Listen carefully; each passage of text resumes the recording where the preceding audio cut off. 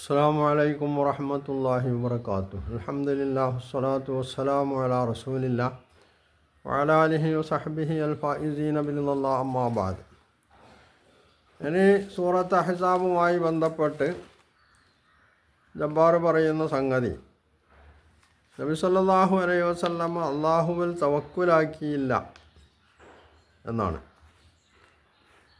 ഇവിടെ യഥാർത്ഥത്തിൽ ആർക്കാ പേടിച്ചത്? നബി സല്ലല്ലാഹു അലൈഹി വസല്ലമക്കാണോ ജബ്ബാറിനാണോ? എന്താണ് തവക്കുൽ എന്ന് പോലും ജബ്ബാറിന് മനസ്സിലായിട്ടില്ല എന്നുള്ള അതിൻ്റെ അർത്ഥം. ഖുർആൻ പറഞ്ഞ എന്താണ്? യാ അയ്യുഹൻ നബിയ്യു തഖില്ലാഹ, പ്രവാചകൻ അള്ളാഹുവിനെ സൂക്ഷിക്കുക. വലാ തുതീൽ കാഫിരീന വൽ മുനാഫിഖീൻ, നിഷേധികളെയും കപടന്മാരെയും അനുസരിച്ചു പോകരുത്. ഇന്നല്ലാഹ കാന അലീമൻ ഹക്കീമ, നിശ്ചയം അള്ളാഹു എല്ലാം അറിയുന്നവനാണ്, അവൻ യുക്തിജ്ഞനുമാണ്. വത്തബി മാ യൂഹാ ഇലൈക മിർ റബ്ബിക്, നിൻ്റെ നാഥനിൽ നിന്ന് നിനക്ക് നൽകപ്പെടുന്ന ബോധനം നീ പിന്തുടരുക. ഇന്നല്ലാഹ കാന ബിമാ തഅമലൂന ഖബീറ, നിങ്ങളെന്താണ് ചെയ്തുകൊണ്ടിരിക്കുന്നത് എന്ന് അള്ളാഹു സൂക്ഷ്മമായി അറിയുന്നുണ്ട്. തവക്കൽ അലല്ലാഹ്, അള്ളാഹുവിൽ ഭരമേൽപ്പിക്കുക. വകഫാ ബില്ലാഹി വക്കീല, വക്കീലായിട്ട് ഭരമേൽപ്പിക്കപ്പെടാവുന്നവനായി അള്ളാഹു ധാരാളം മദീന. എന്തുകൊണ്ടാണ് ഖുർആൻ ഇങ്ങനെ പറഞ്ഞിട്ടുള്ളത്? ജബ്ബാർ തന്നെ വിവരിച്ചതനുസരിച്ചാണ് നമ്മളിത് പറയുന്നത്. മക്കയിൽ നിന്ന് ഉഹദ് യുദ്ധത്തിന് ശേഷം മക്കയിൽ നിന്ന് അബൂ സുഫിയാനും ഇക്രിമയും അടക്കം 2-3 ആളുകൾ നബി സല്ലല്ലാഹു അലൈഹി വസല്ലമയുടെ അടുത്ത് വന്നിട്ട് നബിയുമായിട്ട് സംസാരിച്ചു. മദീനയിലെ അബ്ദുല്ലാഹിബിൻ ഉബയ്യബിൻ സുലൂലാണ് അവരെ നബീൻ്റെ അടുത്തേക്ക് കൂട്ടിക്കൊണ്ടുപോയത്. നബി അവർക്ക് സംരക്ഷണം നൽകി, അവരുമായിട്ട് സംസാരിക്കാമെന്ന് പറഞ്ഞു. എന്നിട്ട് അവർ സംസാരിച്ചത് എന്താണ്? അവർ സംസാരിച്ചത് നബി സല്ലല്ലാഹു അലൈഹി വസല്ലമയോട് തൻ്റെ ആദർശത്തിൽ നിന്ന് പിന്തിരിയാൻ, എന്നിട്ട് ഇവരുടെ ദൈവങ്ങളെ അംഗീകരിക്കാൻ, അല്ലെങ്കിൽ ആ ദൈവങ്ങളെ സംബന്ധിച്ച് മോശമായിട്ടൊന്നും പറയരുത് എന്ന് പറയാനാണ് അവർ വന്നിട്ടുള്ളത്. 2 റിപ്പോർട്ടുണ്ട് അതിൽ. ഒന്ന് ഇസ്ലാമിൽ നിന്ന് പിന്തിരിയാൻ പറഞ്ഞു എന്നാണ്. അപ്പം ഇക്കാലം വരെ എന്ന് പറഞ്ഞാൽ 13 വർഷക്കാലം മക്കയിലും 6 വർഷക്കാലം മദീനയിലും, അപ്പോൾ 19 വർഷക്കാലം നബി സല്ലല്ലാഹു അലൈഹി വസല്ലം ഏതൊരു തത്വത്തിന് വേണ്ടി, ഏതൊരു ആദർശത്തിന് വേണ്ടിയാണോ ഇത്രയും കാലം ഇങ്ങനെയൊക്കെ കഷ്ടപ്പെട്ട് പണിയെടുത്തിട്ടുള്ളത്, അതിൽ നിന്ന് നബി സല്ലല്ലാഹു അലൈഹി വസല്ലമെ പിന്തിരിപ്പിക്കാൻ വേണ്ടി വന്നൊരു സംഘം. ആ സംഘത്തെ സംബന്ധിച്ചാണ് ഇത്. ജബ്ബാറിനെ പറയുന്ന സംഗതിയാണല്ലോ. ആ സംഘത്തെ സംബന്ധിച്ചാണ് ഖുർആൻ പറഞ്ഞത് ലാ തുതീൽ കാഫിരീന വൽ മുനാഫിഖീൻ. ഇവിടെ നിഷേധികളായിട്ടുള്ള അബൂ സുഫിയാൻ ഇക്രിമ അവരൊക്കെ അന്ന് നിഷേധികളാണ്. അബ്ദുല്ലാഹിബിൻ ഉബയ്യബിൻ സുലൂൽ മുനാഫിഖാണെന്ന് നബിക്ക് നേരത്തെ തന്നെ അറിയാം. ജബ്ബാർ പറഞ്ഞ നബിക്ക് മുനാഫിഖിനെ അറിയില്ലായിരുന്നു എന്നാണ്. നബിക്ക് അറിയാമായിരുന്നു മുനാഫിഖാരാന്നുള്ളത്. പക്ഷേ നബി സല്ലല്ലാഹു അലൈഹി വസല്ലമ തന്ത്രപൂർവമാണ്, അല്ലെങ്കിൽ നയപരമായിട്ടുള്ള സമീപനം എന്നുള്ളവർക്കാണ് മുനാഫിക്കുകളെ കൈകാര്യം ചെയ്യാതെ നിന്നിട്ടുള്ളത്. അപ്പോൾ ഇവരനുസരിക്കാൻ പാടില്ല എന്ന് പറഞ്ഞാൽ, ഇവരിപ്പോൾ വന്ന് നിന്നോട് സംസാരിച്ചിട്ടുള്ളത് 2 സംഗതിയാണ്. 2 റിപ്പോർട്ട് അനുസരിച്ച്, ഒന്ന് അവരുടെ ദൈവങ്ങളെ പരാമർശിക്കാൻ പാടില്ല. അസത്യത്തെ പരാമർശിക്കാതെ സത്യം വെട്ടിത്തുറന്ന് പറയാൻ കഴിയില്ല. ഒരു സംഗതിയെ സംബന്ധിച്ച് നമ്മൾ പറയുമ്പോൾ അതിൻ്റെ വിരുദ്ധമായിട്ടുള്ള സംഗതിയെ സംബന്ധിച്ചും പറയേണ്ടി വരും.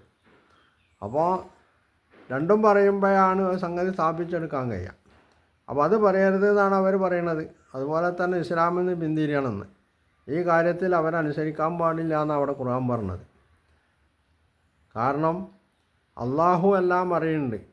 അള്ളാഹു യുക്തിപൂർവമാണ് കാര്യങ്ങൾ കൈയാളുന്നത്. അപ്പോൾ ഇവിടെ അബൂ സുഫിയാൻ ആളുകളും എന്ത് പറഞ്ഞു? നബി സല്ലല്ലാഹു അലൈഹി വസല്ലമയും അവരോട് എന്ത് സമീപനം സ്വീകരിച്ചു? ഇതൊക്കെ അള്ളാഹുവിന് അറിയാമെന്നായി പറഞ്ഞതിൻ്റെ താല്പര്യം. ഈ സംഗതിയിൽ യുക്തിപൂർവമായിട്ട് എന്ത് നിലപാട് സ്വീകരിക്കണം എന്നുള്ളത് ആണ് അള്ളാഹു നബിയെ ഇവിടെ അറിയിക്കുന്നത്. 2ാമത്തെ സംഗതി വത്തബി മാ യൂഹാ ഇലൈക മിർ റബ്ബിക്, നിൻ്റെ നാഥനിൽ നിന്ന് നിനക്ക് അവതരിച്ചു കിട്ടിയിട്ടുള്ള സന്ദേശം, അതാണ് നീ പിന്തുടരേണ്ടത്. അതിൻ്റെ എതിരാളികളായ ശത്രുക്കളായിട്ടുള്ള ആളുകൾ പറയുന്നതല്ല പിന്തുടരേണ്ടത് എന്നാണ്. അതാണ് വത്തബി മാ ഉൻസില ഇലൈക മിർ റബ്ബിക്. അതാണ് നബി സല്ലല്ലാഹു അലൈഹി വസല്ലമ പിന്തുടർന്നിട്ടുള്ളത്. നിങ്ങൾ എന്ത് ചെയ്യുന്നു എന്നുള്ളത് അള്ളാഹുവിന് നല്ലപോലെ അറിയാം. അപ്പോൾ നിങ്ങൾ ഈ തത്വത്തെ അള്ളാഹുവിൽ നിന്ന് അവതീർണമായിട്ടുള്ള ഈ സന്ദേശം പിന്തുടരുമോ അതോ അതിന് വിരുദ്ധമായിട്ടാണോ നീങ്ങാന്നുള്ളതൊക്കെ അള്ളാഹ്ക്ക് അറിയാമെന്നാണ് പറഞ്ഞതിന് താല്പര്യം. എന്നിട്ട് പറഞ്ഞു തവക്കൽ അലല്ലാഹി, അള്ളാഹുവിൽ ഭരമേൽപ്പിക്കുക, വകഫാ ബില്ലാഹി വക്കീല, നല്ല വക്കീലായിട്ട് അള്ളന്നെ മതി എന്ന് പറഞ്ഞാൽ എന്തായാലും അർത്ഥം എന്താണ് വക്കാലത്ത് പറഞ്ഞാൽ? വക്കാലത്ത് എന്ന് പറഞ്ഞാൽ തന്നെ വക്കാലത്ത് ഏൽപ്പിക്കുക പറഞ്ഞാൽ എന്താ? ഭരമേൽപ്പിക്കുക എന്ന് പറഞ്ഞാൽ അവർ കയ്യും കെട്ടി ഇങ്ങനെ നോക്കിക്കലാം, ഞാനൊക്കെ അയാളെ ഏൽപ്പിച്ചിട്ടുണ്ട്. ഇത് സാധാരണ മനുഷ്യ ജീവിതത്തിൽ പോലും വക്കാലത്ത് അങ്ങനല്ല. വക്കാലത്ത് എന്നുള്ള അറബി പദം ഇവിടെ സർവ്വസാധാരണമായിട്ട് എല്ലാവർക്കും അറിയാവുന്നൊരു പ്രയോഗമാണ്. അപ്പോൾ ആ പ്രയോഗം പോലും ജബ്ബാറിന് അറിയില്ല എന്നാണല്ലോ ജബ്ബാറിൻ്റെ ഈ വാചകട്ടോപ്പം കേട്ടാലും മനസ്സിലാവുക. അപ്പോൾ നബി സല്ലല്ലാഹു അലൈഹി വസല്ലം അള്ളാഹുവിൽ ഭരമേൽപ്പിച്ചിരുന്നില്ല എന്നാണ് ജബ്ബാർ പറഞ്ഞത്. അറബി ഭാഷയിൽ രണ്ട് പ്രയോഗമുണ്ട്. ഒന്ന് തവക്കുലാണെങ്കിൽ മറ്റൊന്ന് തവാക്കുലാണ്.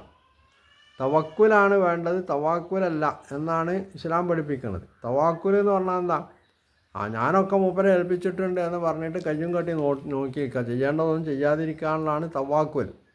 എന്നാൽ തവക്കുൽ എന്ന് പറഞ്ഞാലോ, തവക്കുൽ എന്ന് പറഞ്ഞാൽ താൻ ചെയ്യേണ്ടത് എന്താണോ അതൊക്കെ ചെയ്ത് തൻ്റെ സ്വാധീനത്തിലും കഴിവിലും പെടാത്ത സംഗതി അത് അള്ളാഹ്ക്ക് വിട്ടുകൊടുക്കുക. ഇതാണ് തവക്കുൽ കാരണം.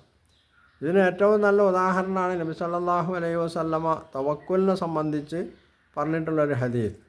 ലൗ തവക്കൽത്തും അലല്ലാഹി ഹക്ക തവക്കുലിഹി ലറുസിഖ്തും കമാ തുർസഖുത്തയ്ർ തഗ്ദു ഹിമാസൻ വതറൂഹു ബിതാന. നിങ്ങൾ യഥാവിധി അള്ളാഹുവിൽ തവക്കുലാക്കുകയാണെങ്കിൽ പക്ഷികൾക്കെന്നതുപോലെ നിങ്ങൾക്കും അള്ളാഹു വിഭവങ്ങൾ നൽകിക്കൊണ്ടിരിക്കും എന്ന് പറഞ്ഞിട്ട് പിന്നെ പറഞ്ഞത് എന്താ? പക്ഷികൾ അവയുടെ കൂട്ടിലിരിക്കുകയാണോ ചെയ്യുക? രാത്രി കൂടണയും, പകലെന്താ ചെയ്യുക? കൂട് വിട്ടു പോകും. പകലന്തിയോളം അവ പാറിപ്പറന്ന് എവിടെയെങ്കിലുമൊക്കെ പോയിട്ട് അവ വയറ് നിറക്കും. അപ്പോൾ ഇവിടെ തവക്കുലെന്ന് പറഞ്ഞാൽ അവനവൻ ചെയ്യേണ്ടത് ചെയ്തുകൊണ്ട് ഇരിക്കുമ്പോൾ എന്നിട്ട് അള്ളാഹുവിൽ ഏൽപ്പിക്കുക ബാക്കി. അതാണ് തവക്കുൽ പറഞ്ഞാൽ. ഇവിടെ നബി സല്ലല്ലാഹു അലൈഹി വസല്ലമ ഈ അനുയായികളോട് മുശാവറ നടത്തിയതാണ് ഒന്ന് തവക്കുലിന് വിരുദ്ധമായിട്ട് ജബ്ബാർ പറയുന്ന സംഗതി. അത് അള്ളാഹുവിൻ്റെ കൽപ്പനയാണ്. ഒരു സത്യവിശ്വാസിയെ സംബന്ധിച്ചിടത്തോളം അയാളുടെ ജീവിതത്തിൽ നിരന്തരമായിട്ട് അയാൾ കൈക്കൊള്ളേണ്ട ഒരു സംഗതിയാണ് മുശാവറ എന്ന് പറയുന്നത്. നബി സല്ലല്ലാഹു അലൈഹി വസല്ലമയോട് വിശേഷിച്ചും അള്ളാഹു നിർദ്ദേശിച്ചിട്ടുള്ള സംഗതിയുമാണ്. അതുപോലെ തന്നെയാണ് യുദ്ധഘട്ടത്തിൽ നയങ്ങൾ, തന്ത്രങ്ങൾ ആവിഷ്കരിക്കുക എന്നുള്ളത്. ഖുർആൻ തന്നെ പറയുന്നത് എന്താണ്? വഅയ്ദു ലഹും മസ്തതാഅതും മിൻ ഖുവ്വത്തിൻ, സൂറത്ത് അംഫാലിൽ കാണാം. വഅയ്ദു ലഹും മസ്തതാഅതും മിൻ ഖുവ്വത്തിൻ വമിൻ റിബാത്തിൽ ഖൈൽ, നിങ്ങൾ പരമാവധി ശക്തി സംഭരിക്കണം. അതുപോലെ ശത്രുവിനെ നിരീക്ഷിച്ചു കൊണ്ടിരിക്കണം. ശത്രുവിൻ്റെ ഗതി എന്താണ്, അവരുടെ നീക്കം എങ്ങനെയാണ്, അവർ എന്തൊക്കെയാണ് ചെയ്തു കൂട്ടുന്നത്, അവർ എന്തൊക്കെ ആയുധങ്ങൾ സംഭരിക്കുന്നുണ്ട് തുടങ്ങി ഈ യുദ്ധത്തിനൊരുങ്ങി വരുന്ന ശത്രുവിൻ്റെ എല്ലാ നീക്കങ്ങളെയും നിരീക്ഷിച്ചുകൊണ്ട് അതിനെ നേരിടാൻ പാകത്തിലുള്ള ശക്തി നിങ്ങൾ സംഭരിക്കണം എന്നാണ് ഖുർആൻ പറഞ്ഞത്. വഅയ്ദു ലഹും മസ്തതാഅതും മിൻ ഖുവ്വ.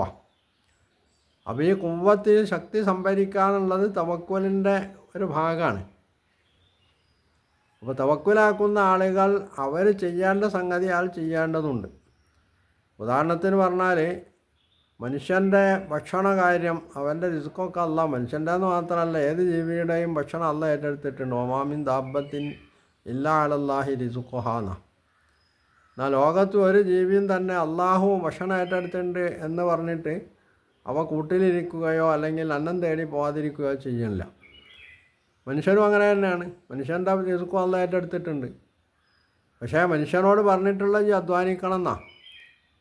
അപ്പോൾ അള്ളാഹു പറഞ്ഞിട്ടുള്ള നിർദ്ദേശിച്ചിട്ടുള്ള സംഗതി ചെയ്തുകൊണ്ട് അത് പ്രാവർത്തികമാക്കിക്കൊണ്ട് തൻ്റെ കൈവിൽ പെടാത്ത സംഗതി അള്ളാഹുവിന് വിട്ടുകൊടുക്കാനുള്ളതാണ് തവക്കുൽ പറഞ്ഞാൽ. തവാക്കുൽ പറഞ്ഞാൽ അതല്ല.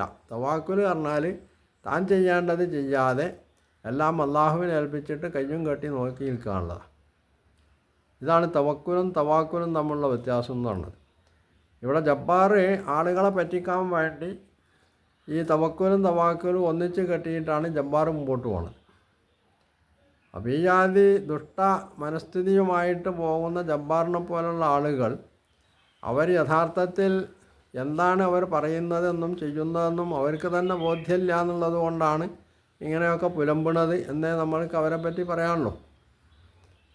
അതുകൊണ്ട് തന്നെ നബി സല്ലല്ലാഹു അലൈഹി വസല്ലമയും അനുയായികളും ശത്രുവിൻ്റെ നീക്കങ്ങൾ നിരീക്ഷിക്കുകയും ചിലപ്പോൾ അവരെ പിടിച്ചു കെട്ടേണ്ട സ്ഥാനങ്ങളിൽ പിടിച്ചു കെട്ടുകയും അതിനുള്ള ശ്രമങ്ങളിൽ ഏർപ്പെടുകയും ഒക്കെ ചെയ്തിട്ടുണ്ട്. ഇതിനാണ് ഇവർ കൊള്ളാന്ന് പറയാറുള്ളത്. ഇത് ലോകാടിസ്ഥാനത്തിൽ ഏത് ഗവൺമെൻറ്റും ഏത് കാലത്തും ചെയ്തുകൊണ്ടിരിക്കുന്ന സംഗതിയാണ്. ശത്രുവിൻ്റെ നീക്കങ്ങൾ, അവർ ആയുധം സംഭരിക്കുന്നതും മറ്റുള്ളവരിൽ നിന്ന് ആയുധ നിർമ്മാതാക്കളിൽ നിന്ന് ആയുധം വാങ്ങുന്നതും മറ്റുമൊക്കെ എല്ലാവരും നിരീക്ഷിക്കും. ഇപ്പോൾ നമ്മുടെ കാലഘട്ടത്തിൽ ഇപ്പോൾ ഏറ്റവും ചുരുങ്ങി നമ്മൾ ഇന്ത്യയും പാകിസ്ഥാനും എടുക്കുക. എന്താണ് ഇവിടെ സംഭവിക്കൽ? ഇന്ത്യ ഗവൺമെൻറ് അമേരിക്കയിൽ നിന്നോ മറ്റോ ആയുധം വാങ്ങുമ്പോൾ പാകിസ്ഥാൻ അതിനെ എതിർക്കും, പാകിസ്ഥാൻ വാങ്ങുമ്പോൾ ഇന്ത്യ എതിർക്കും. ഇത് സ്വാഭാവികമായിട്ടുണ്ടാകുന്നൊരു സംഗതിയാണ്. ഇത് മനുഷ്യന് ഉണ്ടായ കാലം മുതൽക്ക് തന്നെ അല്ലെങ്കിൽ അവർ ശത്രുതയിൽ വർത്തിക്കാൻ തുടങ്ങിയിട്ടുള്ള കാലം മുതൽക്കേ സംഭവിച്ചുകൊണ്ടിരിക്കുന്ന സംഗതി. ഖുർആൻ അവിടെ ചില നിർദ്ദേശങ്ങൾ ഇതുമായി ബന്ധപ്പെട്ട് നൽകുന്നു എന്നുള്ളതാണ്. അപ്പോൾ ഇതൊക്കെ ചെയ്യേണ്ടത് ചെയ്ത് ആയുധപ്പുരയിൽ ആയുധം സംഭരിച്ചു വച്ച് യുദ്ധമുറകൾ പരിശീലിക്കേണ്ടത് പരിശീലിച്ചും വരും തലമുറയെ അത് പരിശീലിപ്പിച്ചും അങ്ങനെ സുസ്ഥാപിതമായിട്ടുള്ള ഒരു രാഷ്ട്രത്തിൻ്റെ സുസ്ഥിതിക്ക് വേണ്ടി പടിയെടുക്കാനുള്ള എല്ലാവിധത്തിലുള്ള സജ്ജീകരണങ്ങളും ശ്രമങ്ങളും നടത്തിക്കൊണ്ടേ ഒരു രാഷ്ട്രത്തിന്, ഒരു നേതാവിന്, ഒരു ജനകീയ പ്രസ്ഥാനത്തിൻ്റെ മുന്നണി പോരാളിക്ക്, ഒരു പട്ടാളക്കാരൻ്റെ മേധാവിക്കും ഒക്കെ മുമ്പോട്ട് പോകാൻ കഴിയുള്ളൂ. ഇതാണ് ഇവിടെ നബി സല്ലല്ലാഹു അലൈഹി വസല്ലം ചെയ്തിട്ടുള്ളത്. ഇതിനെയാണ് പരിഹസിച്ചുകൊണ്ട് ജബ്ബാർ ഒന്ന് നബി സല്ലല്ലാഹു അലൈഹി വസല്ലം അള്ളാഹുവിൽ വിശ്വാസമില്ലായിരുന്നു, നബി അള്ളാഹുവിനെ അനുസരിച്ചിരുന്നില്ല, നബി സല്ലല്ലാഹു അലൈഹി വസല്ലം തവക്കുലാക്കിയിരുന്നില്ല, തവക്കുലിന് വിരുദ്ധമായിട്ടാണ് നബി സല്ലല്ലാഹു അലൈഹി വസല്ലം പോയിട്ടുള്ളതെന്നൊക്കെ ജബ്ബാർ പുലമ്പുന്നത്. അപ്പോൾ ഇവിടെ കാര്യങ്ങൾ പിടികിട്ടാതെ പോയത് ആർക്കാണ്? ഒന്നുകിൽ പിടികിട്ടാതെ പോയി, അല്ലെങ്കിൽ ബോധപൂർവം ഇസ്ലാമിനെ നേരത്തെ പലപ്പോഴും ഞാൻ പറഞ്ഞതുപോലെ ബോധപൂർവം ജബ്ബാർ തന്നെ പറഞ്ഞിട്ടുള്ളതാണ്, ഇസ്ലാമിനെ തകർക്കാനുള്ളതാണ് മൂപ്പരുടെ ലക്ഷ്യം. അതുകൊണ്ട് എന്ത് കള്ളത്തരവും വിളിച്ചു പറയാൻ ജബ്ബാറിന് അശേഷം മടിയില്ല. ഉളുപ്പ് എന്ന് പറയുന്ന 2-3 അക്ഷരം ജബ്ബാറിൻ്റെ നിഘണ്ടുവിലില്ലാത്തതാണ് ഇതിൻ്റെയൊക്കെ കാരണം. അല്ലെങ്കിൽ ഇങ്ങനെയുള്ള ഒരു മനുഷ്യൻ കള്ളം പറയൽ ജബ്ബാറിനത് മനസ്സിലാവാത്തത് കൊണ്ടൊന്നുമല്ല. കാരണം ജബ്ബാറിനെ വീമ്പളക്കുന്ന ചില സംഗതികളുണ്ടല്ലോ. താൻ അധ്യാപകനായിരുന്നു, വലിയ വിദ്യാഭ്യാസ വിചക്ഷണനായിരുന്നു, മലപ്പുറം ജില്ലയിലെ വലിയ മാറ്റങ്ങൾ വരുത്താൻ താൻ മുന്നണിയിൽ നിന്ന് പ്രവർത്തിച്ചിട്ടുണ്ട് എന്നൊക്കെ പറയുന്ന നമ്മളെ ബഷീറിൻ്റെ കഥാപാത്രം ഉണ്ടല്ലോ, ആ മമ്മുഞ്ഞിയെപ്പോലെ താനാണ് മലപ്പുറം ജില്ലയിലെ വിദ്യാഭ്യാസത്തിന് എല്ലാ ഈ നേട്ടങ്ങളൊക്കെ ഉണ്ടാക്കിയെന്നാണ് ഒരു പ്രസംഗത്തിൽ ജബ്ബാർ പറയുന്നത്. അപ്പോൾ അങ്ങനെയുള്ള ജബ്ബാർ എട്ടുകാലി മമ്മുഞ്ഞി. അപ്പം അങ്ങനെയുള്ള ജബ്ബാറിന് ഇത് മനസ്സിലാവാത്തതല്ല പ്രശ്നം.